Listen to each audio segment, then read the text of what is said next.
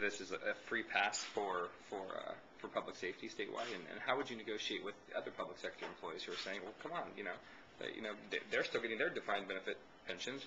Yeah, but I think most people would understand that being a police officer, being a firefighter, being, CAL FIRE is different than working in the DMV or working in the agricultural department or, working in the bureaucracy in Sacramento. I mean, these are dangerous jobs.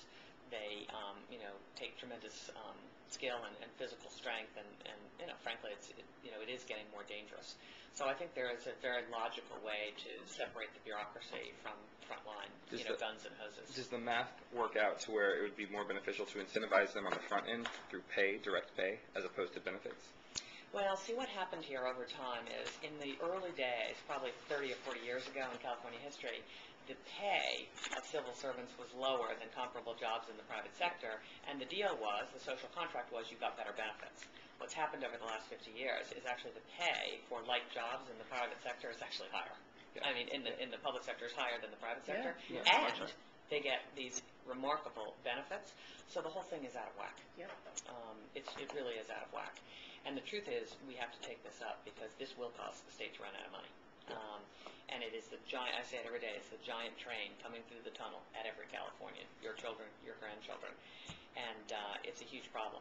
It's the other reason I would very much like to decrease the size of government, because that's the other lever you have in the investment analysis, is if you've got fewer people, then that helps as well. Well, sorry, one more question on this, just because I'm not sure how I feel about it, but do we know what the pay scales for servicemen and women in the military are compared to public safety employees in California?